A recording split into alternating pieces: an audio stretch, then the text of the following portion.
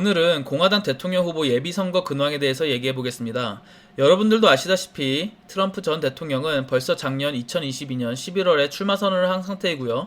현재까지는 사우스캐롤라이나 주지사와 트럼프 정권 때 미국 유엔 대사를 지낸 니키 헤일리 전 유엔 대사가 2023년 2월 14일에 출마 선언을 했습니다. 다른 군소 후보 2명 페리 존슨과 비벡 라마스와미도 올해 2월 달에 출마 선언을 했습니다. 미국 공화당 대통령 후보 경선은 2024년 2월 5일에 있는 아이오와 커커스를 시작으로 막을 엽니다. 그리고 50개 주에서의 경선을 통해 2,467명의 선거인단 중 1,234명의 득표를 하는 후보가 이번 2024년 위스콘신주 밀워키에 있을 공화당 정당대회에서 공화당 대선 후보로 선출됩니다. 경선 캠페인은 경선 시작 시점부터 1년 정도 전부터 시작되는 것을 감안했을 때 곧 다른 후보들도 공화당 경선에 출사표를 던질 것으로 생각됩니다. 사실 공화당 경선은 2파전에 가깝습니다. 바로 저번 대선에서 재선에 실패한 트럼프 전 대통령과 플로리다 주지사 재선에 성공한 론 디산티스 현 플로리다 주지사의 대결이 가장 눈에 띄는데요. 2022년 총선과 함께 치렀던 플로리다 주지사 선거에서 디산티스는 득표율 59.4%에 달하는 압도적 승리로 재선에 성공하는데요. 150만 표 이상의 득표 차이는 1982년 플로리다 주지사 선거 이래 가장 큰 득표차라고 합니다. 같은 날 플로리다 상원의원에 당선된 마르코 루비오 상원의원의 득표차 127만여 표보다 큰 수준이고 2020년 대통령 선거에서 트럼프가 바이든에게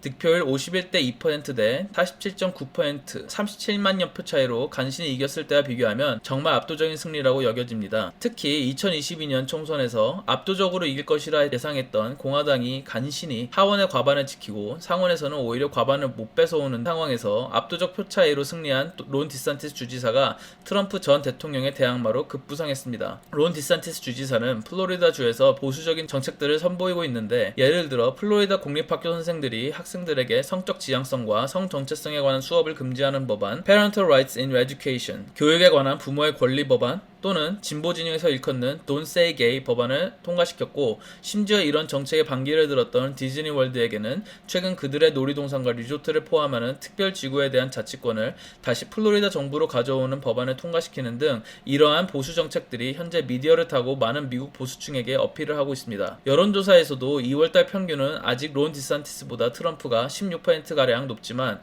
작년 총선 전 여론조사의 차이보다 훨씬 더 많이 좁혀져 온 것을 볼 수 있습니다. 아직 경선 출마 선언을 하기 전의 수치이기도 하기에 출마 선언을 한 후에는 이 수치가 더 좁혀질지 아니면 더 벌려질지가 궁금하네요. 3월 4일 트럼프 전 대통령은 미국 보수 진영의 최대 행사인 CPAC에 참여했지만 디산티스 주지사는 CPAC에 참여하는 대신 텍사스 공화당 모임에 참석했고 3월 5일 일요일 오후에는 캘리포니아에 있는 로널드 레이건 도서관에서 연설을 했습니다. 디산티스는 3월 10일 아이오와주 데번포트와 아이오와주의 주도 데모인에서 자신의 책 Courage to be Free, 자유를 위한 용기 홍보 행사를 하기 위해 방문할 것으로 예정되어 있다고 합니다. 트럼프 전 대통령도 3월 14일 아이오와주 데번포트의 교육 정책에 관한 연설을 위해 떠난다고 합니다. 두 후보가 비슷한 시기에 하는 방문인 만큼 이번 아이오와 방문은 아마 두 보수 정치인의 대통령이 되기 위한 신호탄으로 보일 수도 있겠습니다. 그리고 2023년 3월 2일 로너 컬리지가 발표한 버지니아 여론조사를 한번 볼까요? 버지니아는 원래는 스윙 스테이트, 즉 중도에 가까운 주였지만 최근까지는 거의 민주당으로 많이 기울어졌다가 2021년 버지니아 주지사 선거에서 공화당 후보 글렌 영킨이 6만여 표 차이로 재선에 도전했던 테리 머컬리프 전 주지사에게 승리함으로써 이제는 다시 스윙 스테이트라고 분류될 수도 있는 주입니다.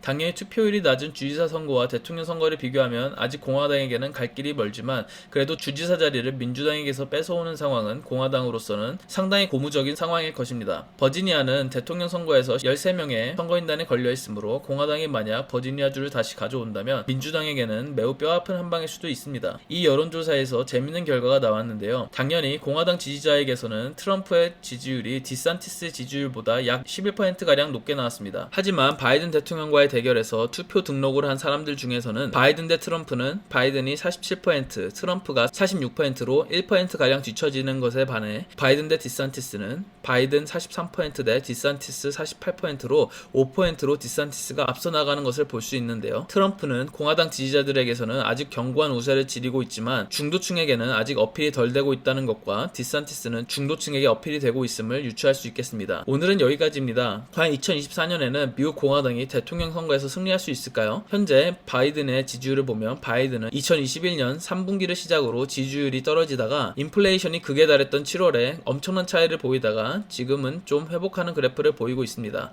하지만 아직도 부정적인 의견이 높은 만큼 이번 대선도 흥미진진하게 흘러갈 것 같습니다. 공화당 안에서의 아직도 강한 지지세를 보이는 트럼프 전 대통령과 플로리다 주에서의 보수 정책과 보수 행보로 언론 노출이 잦아든 디산티스 중 누가 공화당 티켓을 쥐게 될까요? 그것도 재밌는 관전 포인트가 될 것 같습니다.